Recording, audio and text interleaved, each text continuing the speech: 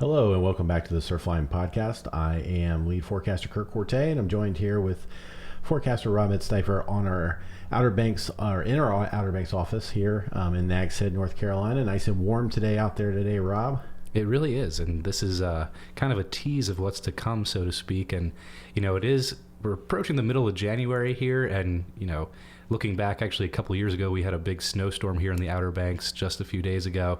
But now we're looking at temps in the 60s, and we might even approach the 70s moving into the weekend. So that's really a contrasting pattern to what we normally see here in January. And, weather and surf are all related. And here we go, where we have some waves coming, and it's kind of a unique pattern for what we see in January.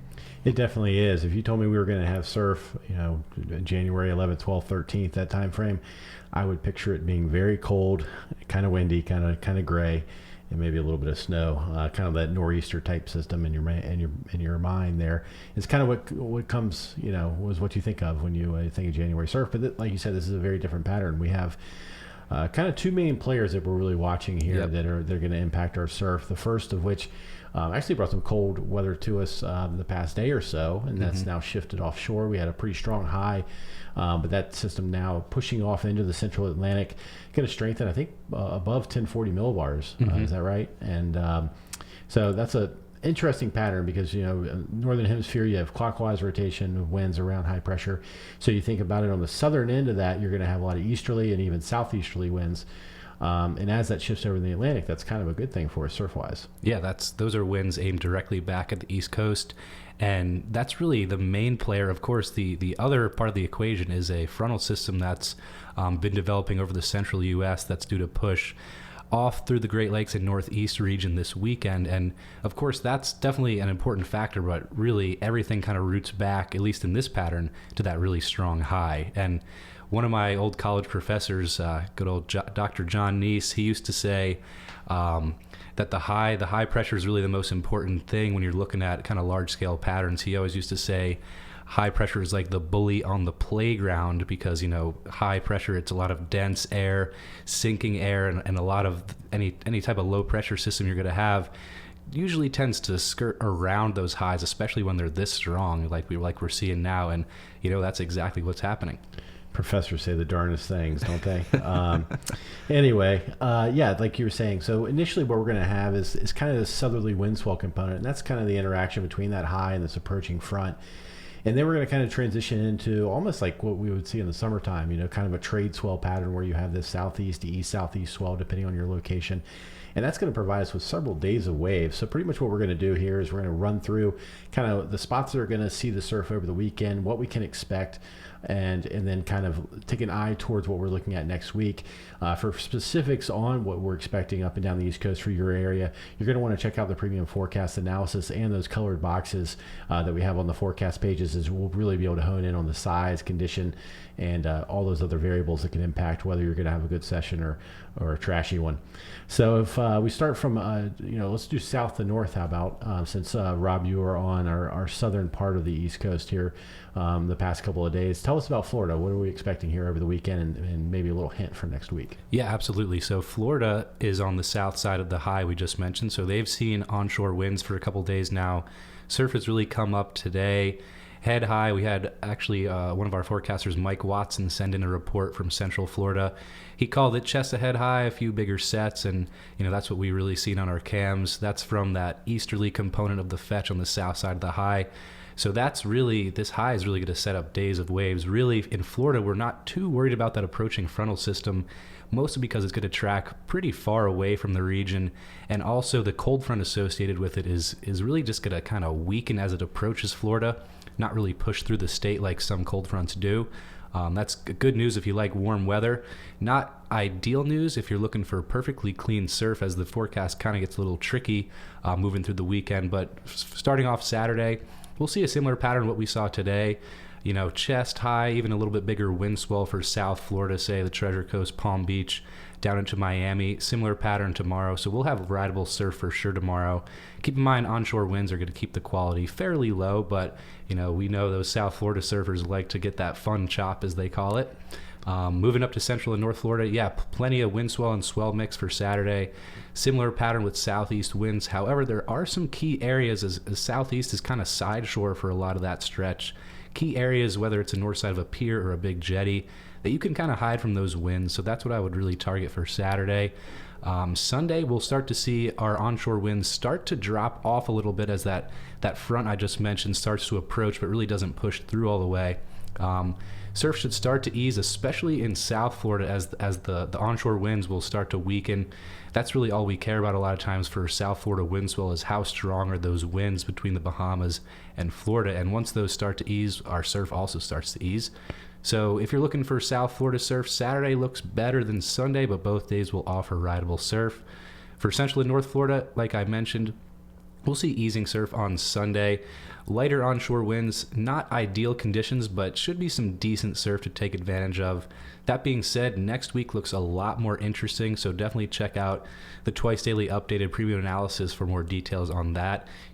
Parts of the region could be looking at a several day run of fun surf. So, stay tuned as we dial that in with all the details on what some of our wind models are trying to say and trying to do with the potential for another system behind this one that could influence our winds next week. One of the things I really like to watch down there is your swell period. A lot of times when these wind swells initially build in, there'll be that shorter period energy that we see, and that a lot of times associated with onshore winds, choppy conditions, that sort of thing. But then as this kind of the fetch matures a little bit, and you can see the period stretch out a little bit longer, and then eventually hopefully we'll see some pockets of decent wind. So like you said, pretty nice scenario for maybe not pumping surf for Florida, but lots of rideable waves here over the next several days. And as Rob said, stay tuned to your premium analysis for details on those best windows here as we head into especially next week. Heading a little further up the coast, southeastern U.S., going to be another interesting play. As you mentioned, that frontal boundary going to impact our wind some over the weekend, and it also looks like a potential for prolonged run of waves there as well, right? Yeah, the southeast is in a similar regime to Florida. Onshore winds this weekend, more of a southerly wind compared to what Florida sees of southeast wind. That means not ideal conditions for most places, a lot of side shore winds, but again, if you look on the north side of a pier or a jetty or some kind of structure that could block the wind and the resulting chop or bump, that could be your best option. Also, I was looking at for specifically the wind, early morning on Saturday actually looks kind of interesting, as we should see kind of a leftover coastal trough, which we actually saw today. It kind of knocked down the winds along the coast. And that's kind of what we're expecting for Saturday morning. So winds shouldn't be too strong onshore, picking up through the day. So if you're going to target Saturday in the southeast, earlier generally looks better. Of course, we do have the high tide in the morning around 8 a.m.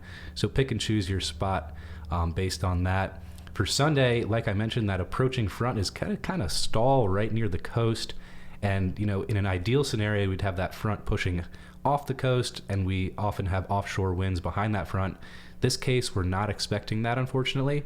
So Sunday, we're going to see southwesterly winds develop, and winds should definitely ease through the day. So a Sunday evening session could offer some decent surf, and we'll still have plenty of size. A lot of spots this weekend, looking at chest, shoulder, even up to head-high surf. So not bad, really, when you think about it. Definitely, considering our air temperatures are going to be well into the 60s, probably some areas even approaching the 70 degrees over the weekend. Yep. It looks like nice time there. Just check the water temperature, Johnny Mercer Pier. It's 57 right now. Wouldn't be surprised to see that bump up a degree or two here over the next few days. So, like I said, January, you don't really expect to be out there in the gear that we're in. So definitely take advantage of it. It's not often we get a warm weather swell event during the middle of winter. Definitely not. So next up, near and dear to our hearts, the Outer Banks. I think we've been talking about a lot in the office. Tim Kent, another forecaster that's here. We've been kind of watching the water temperatures because things are pretty interesting here. We've see a pretty significant difference between the water temperatures up here in town, which is pretty much Kitty Hawk, Kettle Hills, and Nags Head, and then down south, even from Rodanthe all the way to Avon and Buxton. Last week we had water temperatures bump up into the almost mid 60s for select zones down on Hatteras Island. So we're kind of wagering a little bit of money here on what that's going to be as we head over the weekend. But for surf, it does look like a pretty healthy dose of that southerly wind swell initially, and then kind of transitioning more into that trade swell type stuff, right? Yeah, the southeast swell. And if you're not familiar with the geography of the Outer Banks, we have Hatteras Island, which faces On the south side, it faces south to southeast, and then the east-facing side. So basically, we can pick up south swell pretty well, but you move up into town where we're recording this, we actually face more northeast to east-northeast. So a south swell can be pretty tricky to get up into here, and we have seen some forecasts where, like I said, it can be tricky up here, but we do expect... Are you saying you've blown a forecast on a south wind swell here, Rob? Okay, I'll admit that I have. I'll admit that I have too.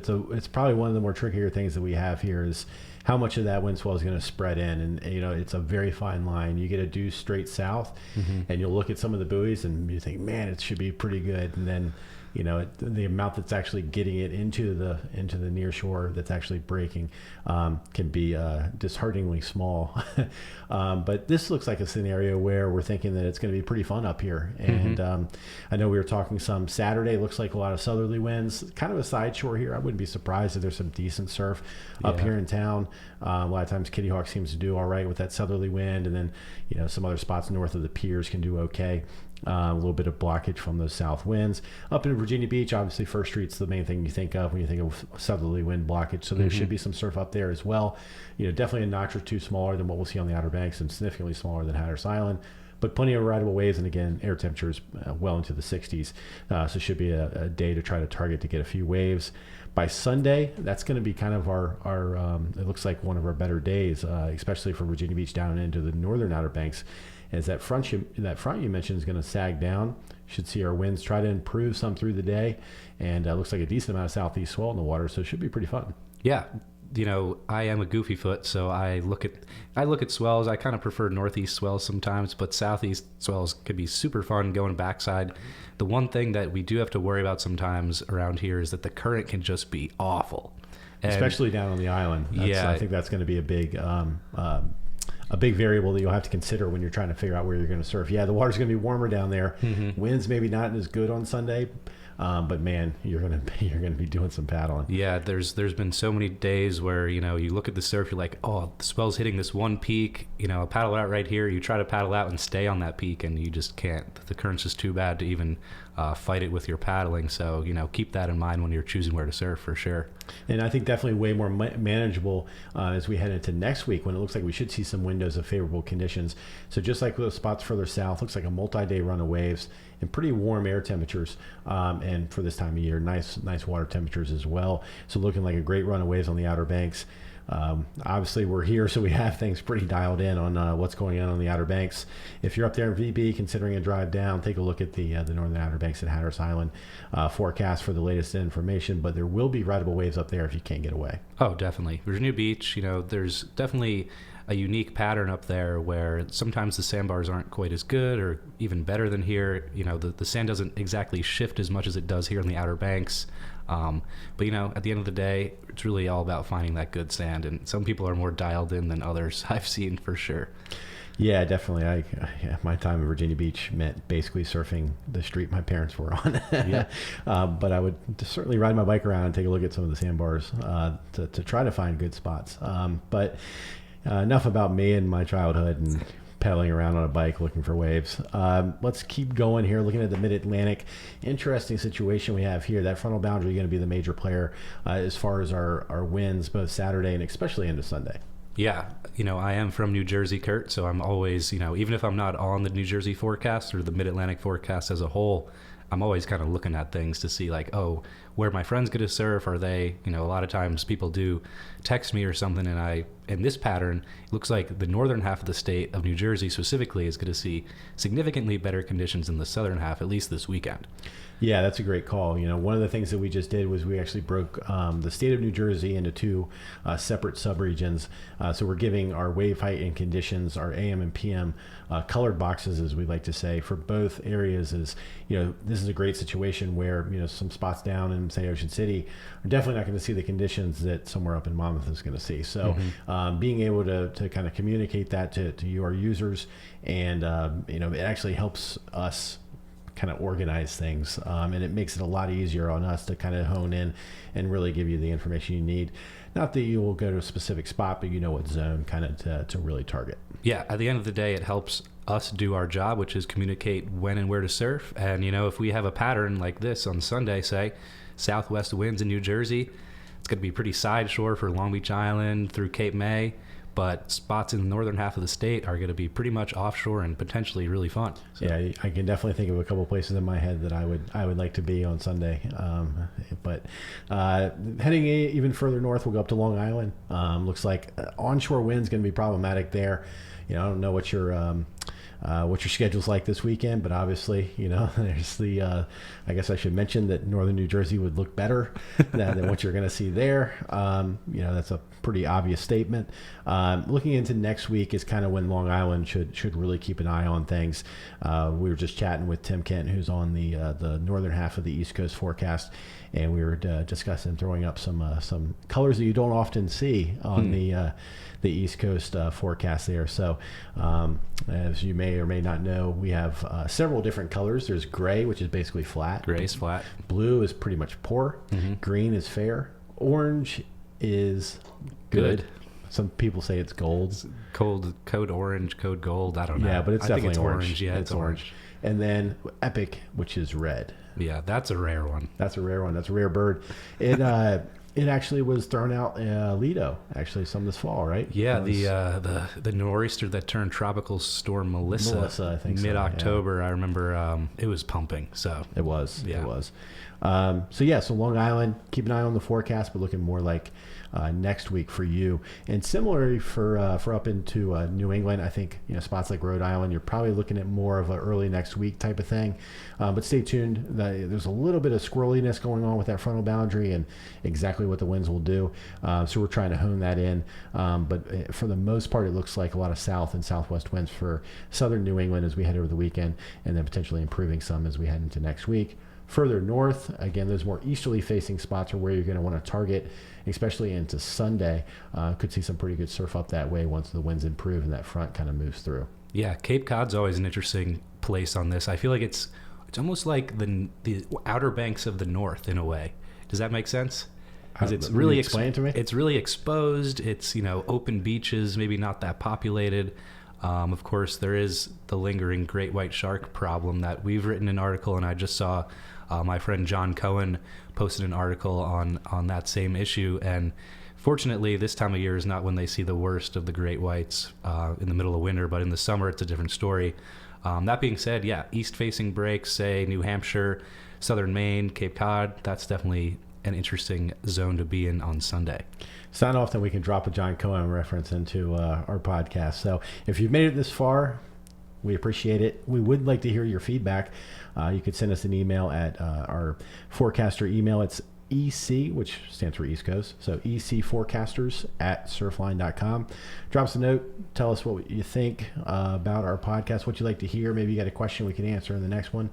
But overall, looks like a lot of people on the East Coast are going to see some fun surf either this weekend or into next week, or for some areas, both. Yeah, absolutely. And remember, the one thing to just keep in mind with this swell event, whether you're chatting about it with your buddies or just thinking about it yourself for your own future forecasting endeavors, the frontal system it might actually drag or at least garner the most attention from the media, say, because it's going to, there's going to be some snow in the Midwest. I saw some tornadoes in the central U.S. Yes, too, that too, yeah. Severe weather. But from a surf perspective, the high is actually more important, especially moving into next week. So just wanted to drop that little note in there.